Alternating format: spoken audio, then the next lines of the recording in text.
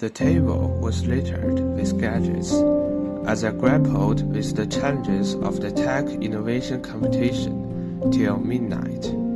Despite my efforts, progress remained elusive. Days of burning the midnight oil had left me physically and mentally exhausted. Eventually, my resolve wavered. After numerous attempts, my eyelids closed involuntarily. The idea of giving up has taken root in my mind. The next morning, seeking to lift my spirits, I headed to Tianfu Agricultural Expo upon a friend's recommendation. As I approached the vegetable greenhouse, I found myself enveloped in a sea of green, with the earthy fragrance of the soil filling the air. Instantly, the tension within me began to dissipate. Inside the greenhouse, various green vegetables were fresh, tender, and large. However, what surprised me even more than the vibrancy of the vegetables was that their roots were not growing in soil, but were instead submerged in water. At the end of the water flow, lively fish swam joyfully in the pool.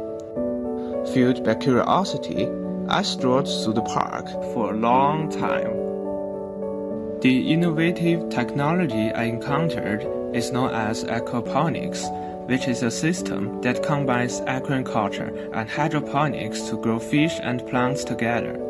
It successfully transplants many crops, such as tomatoes and leafy vegetables, into water for cultivation.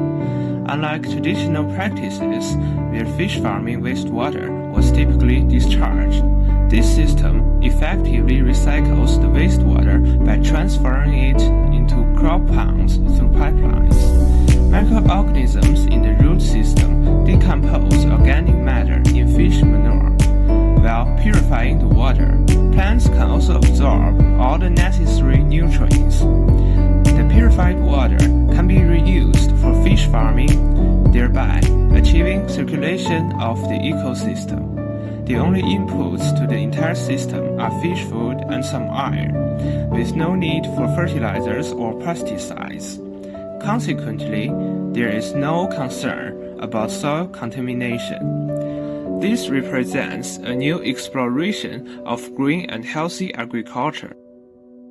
Interestingly, the domestic pioneer of this technology comes from the IT industry, Chen Bin. Chen's child suffered from allergies, which made him determined to find safe and green ingredients for food. I'm trying to bring myself into the perspective of this entrepreneur. Chen has no agricultural background, no precedent for reference, and no support from his family.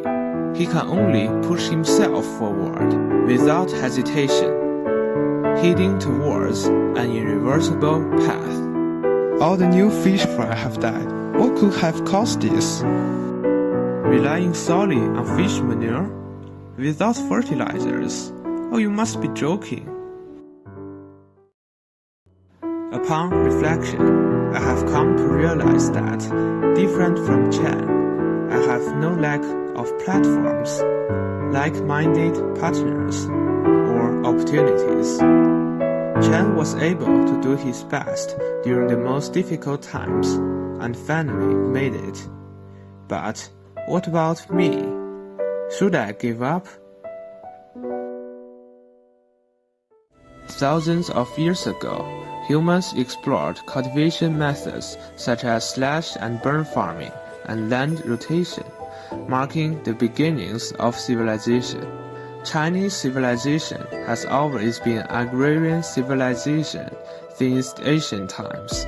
For generations, Chinese people have depended on the land for their livelihood. The development of agricultural science and technology affects the rise and fall of civilization. Today, countless new farmers continue to innovate, contributing to rural revitalization and safeguarding the national lifeline. Behind every brilliant innovation lies a story of sweat and hard work. Passion for innovation alone is insufficient. It also requires perseverance, the courage to face failure, and the wisdom inherited from our ancestors. This embodies the spirit of scientific and technological innovation. Should I abandon my pursuit of science and technology innovation? I think I already have the answer within me.